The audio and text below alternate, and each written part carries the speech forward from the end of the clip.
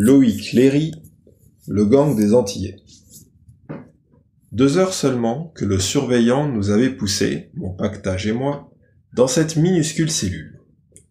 Pourtant, il me semblait y être depuis un siècle. Oui, un siècle.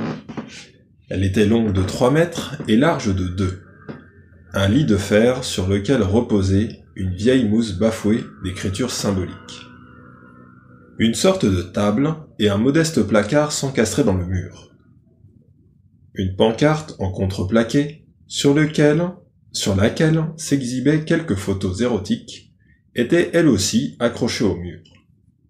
Seule une vieille chaise en bois, démunie de son vernis, paraissait en liberté dans cette cellule. À ma gauche se trouvaient un WC et un lavabo débordant de crasse. Une crasse qui maquillait également le visage de ce jeune homme m'assassinant de ses yeux perçants.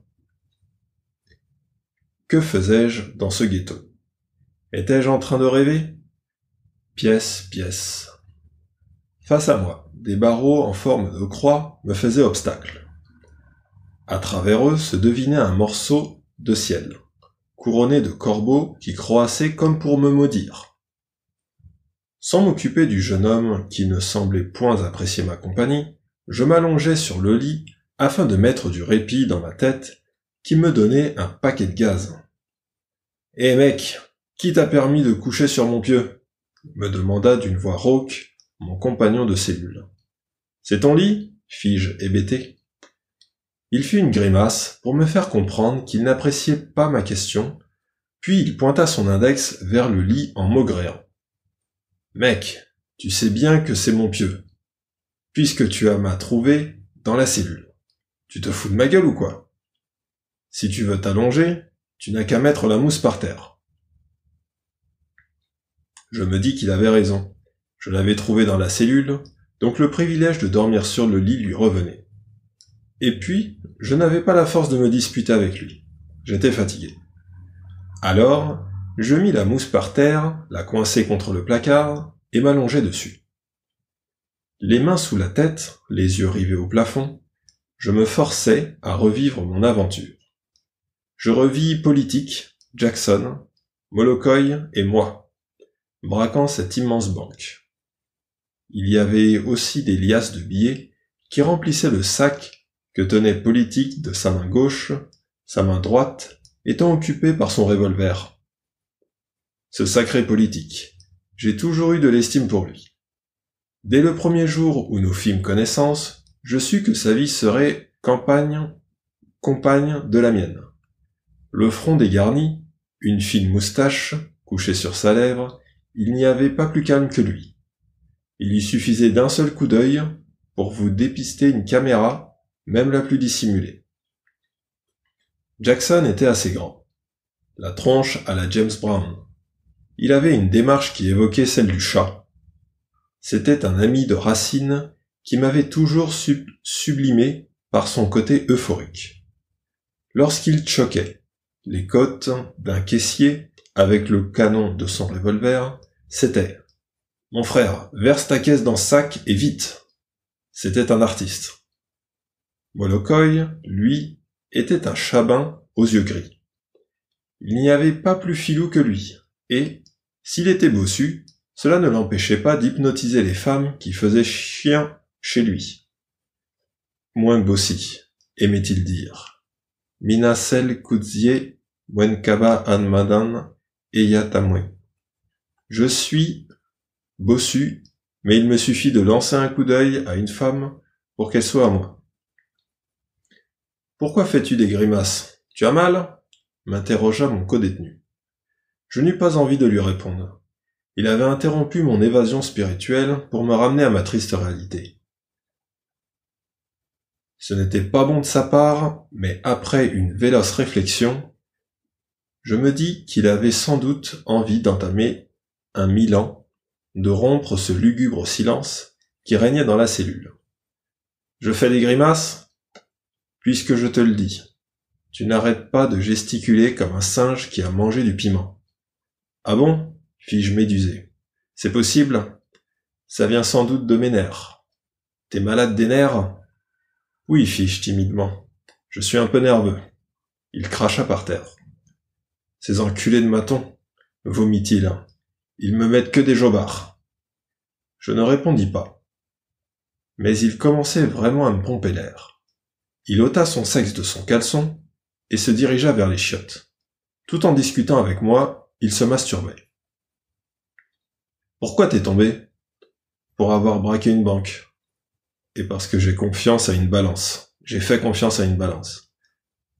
Après lui avoir fait cet aveu, son attitude changea à mon égard. Il me parla avec plus de respect et perdit son air de caïd. Je sus qu'il était ivoirien, répondant au prénom de Wilson, et qu'il était détenu depuis 18 mois pour avoir suriné un homme qu'il avait traité de sale nègre.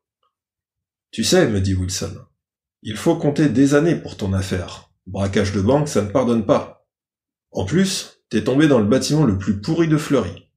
Le D2, c'est de la merde. Pourquoi t'as pas demandé à aller au D4? Le D4, c'est quoi ça? Il s'apprêtait à me répondre lorsque la porte de notre cellule s'ouvrit brutalement, laissant voir un grand et obèse maton.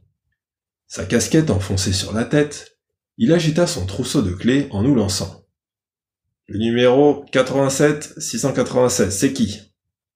Toujours en se masturbant, Wilson répondit au maton que ce n'est pas lui et, constatant mon embarras, il m'expliqua que les prisonniers ne sont pas appelés par leur nom, mais plutôt par le numéro inscrit sur leur carte d'identité pénale.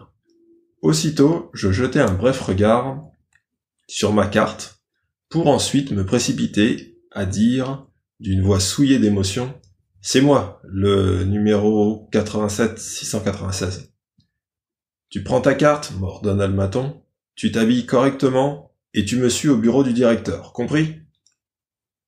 Certes, j'étais en prison, mais je possédais encore une bonne mémoire pour me rappeler de mes bons moments passés à jouer au Tex avec mes camarades de classe.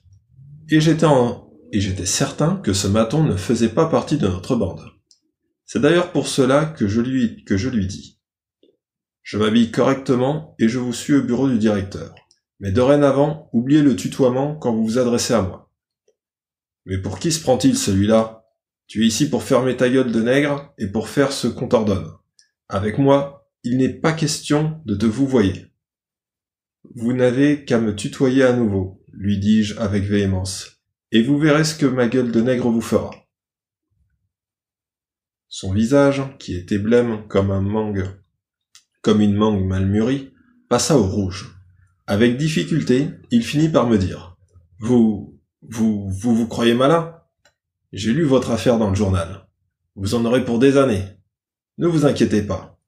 J'ai tout mon temps pour vous mater. Des nègres qui veulent faire les marioles, j'en ai conduit des milliers au trou. Et faites-moi confiance, là-bas, vous serez bien soignés. » Non, il ne fallait pas lui répondre. C'était un pauvre bougre, un malheureux, à qui on avait donné un uniforme et une fausse autorité. Il avait voulu m'impressionner en parlant du mitard, mais dans ma tête, j'étais bien décidé à ne pas, comme il disait, me faire mater. Non, il faut, me dis-je, regarder la réalité en face et lui dire « Détruis-moi si tu veux, si tu peux, mais sache que j'ai des couilles pour te résister. » Le directeur était un homme d'une trentaine d'années environ. Il avait un regard fuyant et une barbe hirsute, qui lui donnait plutôt l'aspect d'un clochard que celui d'un directeur de prison. Il était encadré d'un chef maton, qui, à la différence de celui qui m'avait conduit à son bureau, portait des galons d'or bien en évidence sur ses larges épaules. Après m'avoir lancé un prompt regard, le directeur m'invita à m'asseoir, puis remercia le maton qui se retira aussitôt. Tout en feuilletant un dossier sur lequel je pus entrevoir mon nom, il me demanda « Quel est votre nom ?»« Monsieur Jimmy Larivière, fis-je. »« Ici, il n'y a pas de monsieur, sachez-le.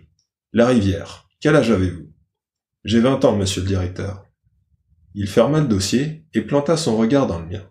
« Vous vous rendez compte, Larivière, vous n'avez que 20 ans et vous dévalisez déjà une banque ? Alors dites-moi, que ferez-vous à 30 ans ?» La banda man effleura mon esprit. Mais j'eus la force, ou plutôt la lucidité, pour le dérouter de ma bouche. Je préférais opter pour la subtilité. Je ne peux vous dire, monsieur le directeur, ce que je ferai à 30 ans. Par contre, je peux vous affirmer une chose. Plus vite je sortirai de ce monde de béton, mieux je me porterai. Pour cela, il ne faudra pas être insubordonné. Dans le cas contraire, le quartier disciplinaire sera là pour vous brider et vos grâces seront supprimées. Le principe de la maison est que le détenu a toujours tort, même s'il a raison. J'espère que je n'aurai pas à vous faire un mauvais rapport lors de votre jugement. C'est tout ce que j'avais à vous dire, Larivière. Vous pouvez vous retirer. Ce mitard doit être un enfer pour que ces hommes m'en menacent ainsi. Telle fut la question que je me posais en sortant du bureau du directeur. Une question qui ne resta pas longtemps sans réponse d'ailleurs.